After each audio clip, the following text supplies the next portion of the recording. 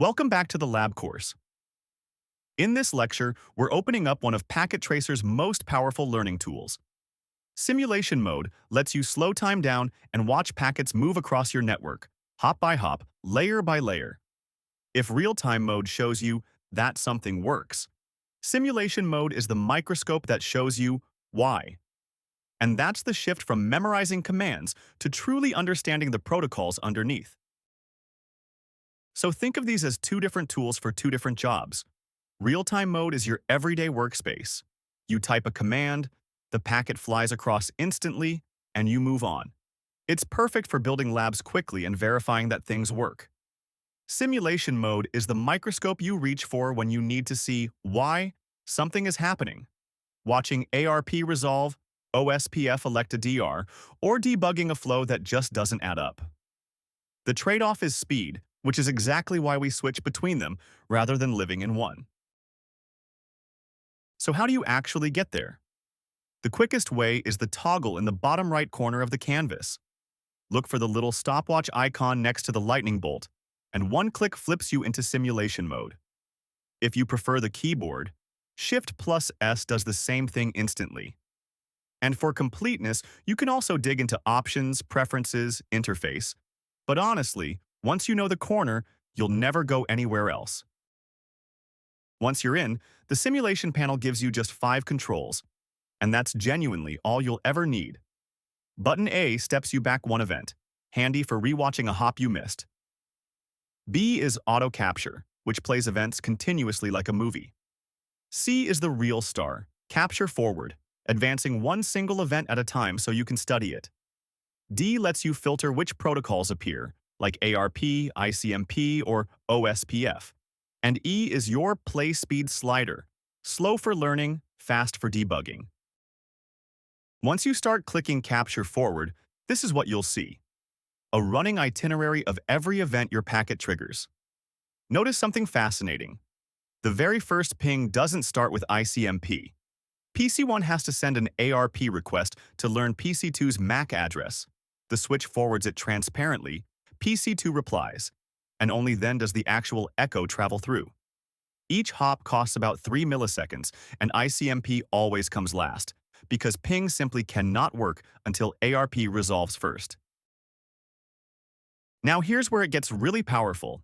Double-click any envelope in the timeline, and Packet Tracer opens up the full PDU view. Every OSI layer laid out in front of you. You'll see the ICMP echo request sitting at layer 7, the source and destination IPs added at layer 3, the MAC addresses wrapped on at layer 2, and finally the bits leaving on the wire at layer 1. This is the moment OSI stops being a textbook diagram. You're not memorizing the layers anymore. You're watching them do their job, one envelope at a time. But here's the catch. The moment you start a real simulation, you'll notice something overwhelming. Even a single switch is constantly chattering. STP every 2 seconds, CDP every minute, plus DTP, VTP, and background ARP lookups. Your one little ping gets completely buried in the noise. The fix is filters. Click Edit Filters. Uncheck everything, then check only what you actually care about. ICMP for your ping, maybe ARP to watch address resolution, OSPF if you're studying routing. Suddenly the signal appears and the noise disappears. With your filters in place, here are 4 moments where simulation mode really earns its keep. When a ping fails, run it here, and you'll see exactly which hop drops it, and why. For ARP, you can watch the who has an I am conversation play out and see caches populate live. OSPF adjacencies stop being a memorized list. Hello, two-way, Xstart. Full unfolds in front of you. And a ping to 255.255 on F5 shows you precisely which ports a broadcast floods out of. 4 scenarios, 1 tool, all invisible behavior made visible. So let's actually walk through it. Enter simulation mode with the stopwatch icon. Open PC1's command prompt and type ping 192.168.1.20. Press enter. And notice nothing happens because time is paused. Now click Capture Forward, and that first envelope appearing at PC1 is an ARP request, not your ping. Keep clicking forward to watch it travel PC1 to switch to PC2 and back, and double-click any envelope to peel it open layer by layer. The moment you see ARP arriving before ICMP, that's when networking truly clicks. Now, before you dive in, let me save you some frustration with 4 mistakes nearly every student makes the first time around. Don't hit auto capture. Packets fly by too fast to actually read, so step through one click at a time. Don't stop after the ARP either. The ICMP round trip needs another 4 to 6 clicks to fully complete.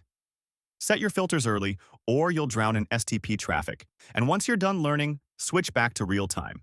Simulation is far too slow for normal configuration work. The golden rule: use simulation mode to learn and real-time to build.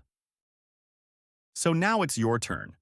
Reuse your Lab 3 topology, clear PC1's ARP cache with ARP-D, flip into simulation mode, and filter down to just ICMP and ARP. Then ping PC2 and step through with capture forward, double-clicking each envelope to peel back the OSI layers. You'll know it worked when you see the ARP request fire off first, the reply come back, and only then the ICMP echo making its journey across. That's the moment networking stops being abstract. And that's really the whole point of simulation mode.